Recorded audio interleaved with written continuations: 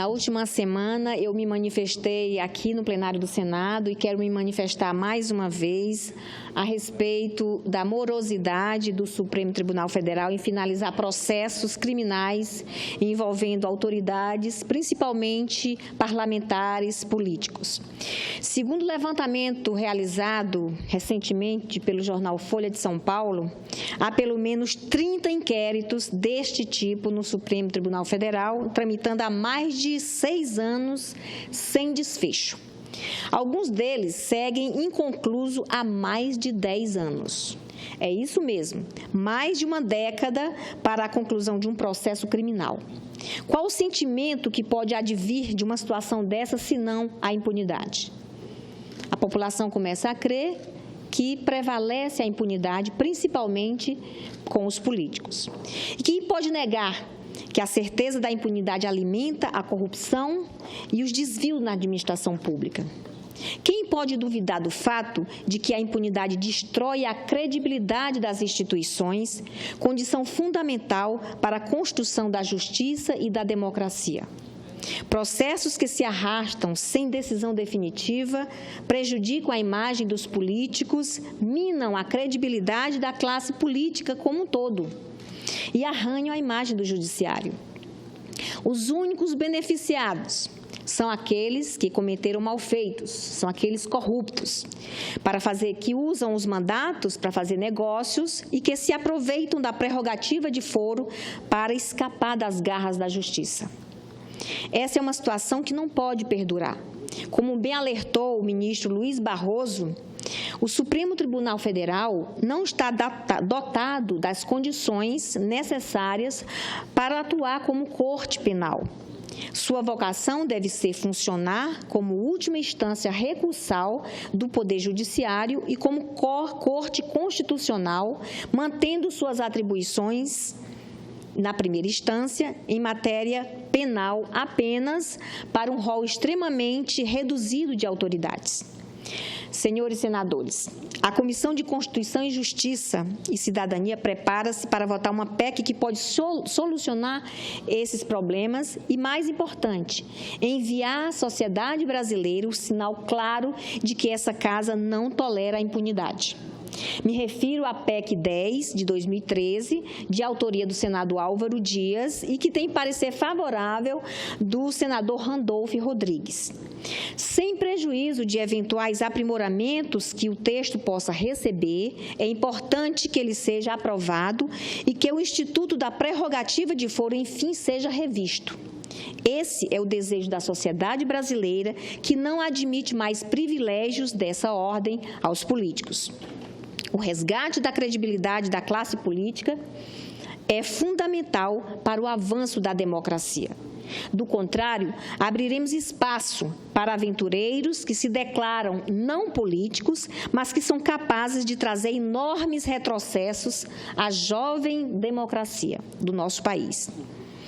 Mas não há como ter credibilidade com a manutenção do foro privilegiado, que dá aos detentores de mandato vantagens que não são conferidas ao cidadão comum. O povo brasileiro não aguenta mais os privilégios, as vantagens, a impunidade da classe política.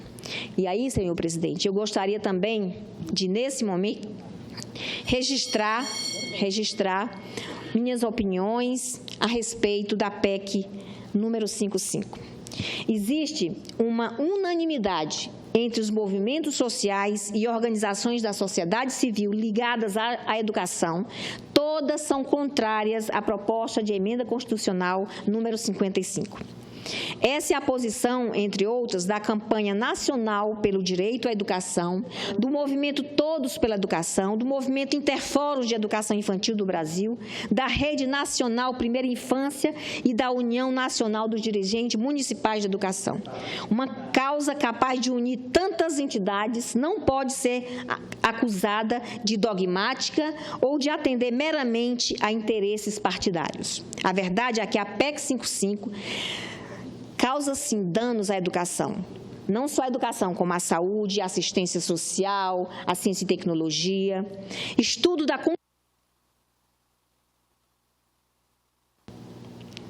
senhor presidente, estudo da Consultoria do Orçamento e Fiscalização Financeira confirma haveria redução dos recursos aplicados à educação de tal modo que a aplicação efetiva na manutenção e desenvolvimento do ensino deixaria de atingir o piso constitucional de 18% estabelecido pelo caput do artigo 212, exceto em 2016.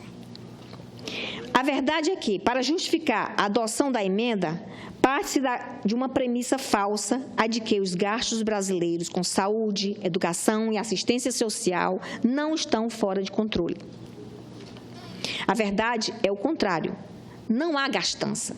O argumento fundamental na defesa da proposta elaborada pela área econômica do governo e bancada pelo Palácio do Planalto é que os gastos primários, saúde, educação, assistência social, cultura, defesa nacional, etc., do país, saíram do controle nos últimos governos de 2003 a 2016. Teria ocorrido, assim, uma gastança desenfreada e restaria ao Brasil agora pagar uma espécie de penitência por tantos anos de irresponsabilidade orçamentária. Os dados provam, porém, que inexiste um desequilíbrio fiscal estrutural nas contas do governo brasileiro, nem desequilíbrio agudo e nem muito menos desequilíbrio crônico. Para se constatar isso, basta saber que o governo faz dois tipos de gastos, as despesas primárias e o pagamento de juros da dívida pública. Os diversos governos fizeram superávit no orçamento primário. Praticamente durante todo esse período, sempre gastaram menos do que arrecadaram. Mesmo em período de queda da arrecadação, como ocorreu no ano passado, promoveram ajustes fiscais de grande porte, demonstrando responsabilidade na gestão das contas públicas, como ocorreu no governo de presidenta Dilma. A PEC 55 diminui as despesas apenas retirando investimentos das áreas sociais, sem, no entanto, tocar no pagamento de juros da dívida. São esses desembolsos os que mais pressionam as contas do país, de modo a se configurar eventualmente em déficit orçamentário. Ainda assim, quando há crescimento, a arrecadação federal permite que se façam os gastos primários e pagar os juros. Portanto, o centro da discussão agora deveria ser como voltar a crescer economicamente e superar a crise sem deixar de investir na educação e na saúde. Em audiência na Comissão de Assuntos Econômicos do Senado, o professor Felipe Rezende, do Departamento de Economia do Robert and William Smith College, apontou que apenas 11 países em todo o mundo mantêm seus gastos primários abaixo de 16% do produto interno bruto, como a PEC pretende que o Brasil esteja em 10 anos.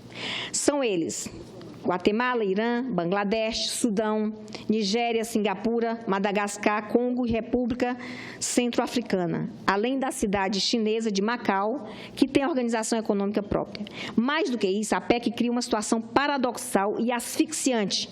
Impõe pela Constituição um arroxo que deverá perdurar pelos próximos 20 anos. Seja quais forem as condições da economia nacional e mundial. Sequer esses 11 países que citamos agora fazem algo parecido. É algo que jamais ocorreu em qualquer nação. Não é essa a única determinação inédita da PEC 55, que, aliás, jamais foi discutida com a população. Como vimos, ela corta os gastos sociais, incluídos nas despesas primárias, mas preserva os gastos financeiros, e por razão, em favor dos banqueiros e investidores do mercado. Mantém tocados juros, serviços e amortização da dívida pública. Além disso, congela a remuneração dos servidores, inclusive dos que ganham pouco. Ao fazer isso, submete o funcionalismo ao risco de perdas salariais na medida em que a inflação ou a queda na arrecadação afetarem as contas públicas. Nesse ponto, uma vez mais, estaria atingindo a educação, a saúde e a assistência social na medida em que violentaria quem conduz esses setores nos serviços públicos. São golpes sucessivos na população brasileira que depende destes serviços.